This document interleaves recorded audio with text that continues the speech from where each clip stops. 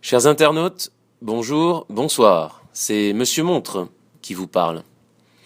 Aujourd'hui, nous allons parler de la Royal Oak Jumbo. Mais juste avant cela, je vous explique pourquoi je fais cette vidéo, car ceci est ma toute première vidéo. Passionné par l'horlogerie, je souhaite partager avec vous mon humble savoir au sujet aussi bien de montres iconiques que de montres méconnues, mais qui méritent également notre attention. Si après plusieurs années de glanage d'informations et de visionnage de vidéos sur YouTube, je décide moi-même de faire des vidéos, c'est parce que je déplore le manque de chaînes horlogères francophones. Je remercie donc d'avance toutes les personnes qui verront mes vidéos et qui voudront bien sûr ajouter des éléments que j'aurai omis ou corriger certaines erreurs dans ma présentation. Bien, alors tout d'abord la manufacture Audemars Piguet présente en 1972 une montre en acier vendue au prix de l'or, l'équivalent à l'époque de 10 montres Rolex Submariner. Le nom Royal Oak vient d'un cuirassé de la Royal Navy dont les sabords des canons étaient octogonaux. Il y en aurait 8 au même nom d'après ce que j'ai lu sur internet. Et encore bien avant cela, la marine royale britannique a donné son nom à ce type de navire en faisant référence au chêne dans lequel le roi Charles II se serait caché des troupes de Cromwell après la bataille de Worcester au XVIIe siècle, siècle de la première révolution anglaise. La Royal Oak Jumbo, jumbo car démesurée à l'époque, 39 mm, a été créée par Gerald Giunta, l'un des plus grands designers horlogers du XXIe siècle. Il a travaillé pour Omega, IWC, Patek, Bulgari, Cartier et d'autres grandes marques encore. C'est le créateur du Nautilus et de la Golden Ellipse de Patek Philippe, de l'ingénieur d'IWC, de l'Omega Constellation. Imaginez une personne qui aurait dessiné à elle seule une dizaine de modèles de voitures. Un tel artiste n'existe pas dans le domaine automobile. Audemars s'est tourné vers le designer Giunta après avoir entendu dire que le marché italien était intéressé par une montre de luxe en acier. C'était un pari risqué pour la manufacture, mais elle n'avait plus le choix. Elle était sur le point de faire faillite face à la domination de Rolex et à la menace du quartz venu de l'empire du soleil levant.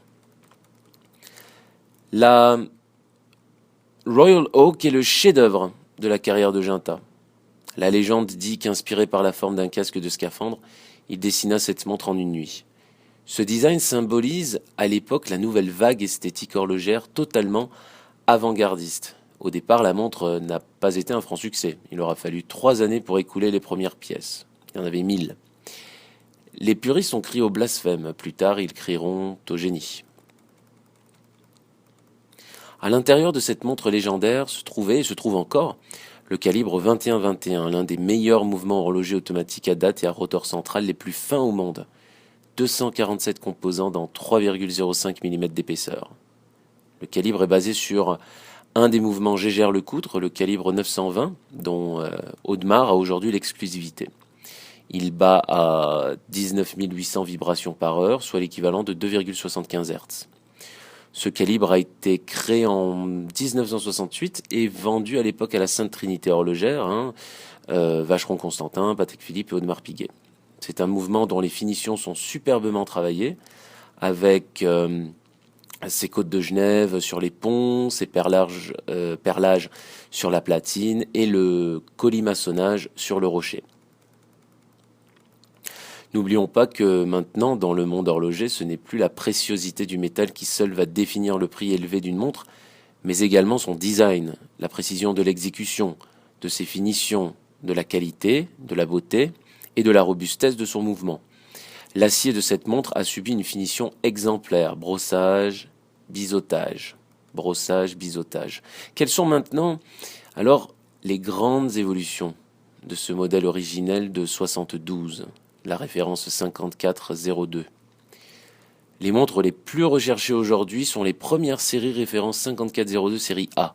En 92 paraît le modèle Jubilé, sous la référence 14802, réédité sous la référence 15202 dont la deuxième et dernière version est de 2012, la montre conserve ses caractéristiques initiales, l'ADN le plus proche en tout cas de la Royal Oak de 72, à savoir le cadran guilloché au motif petite tapisserie et le retour du sigle AP à 6 heures.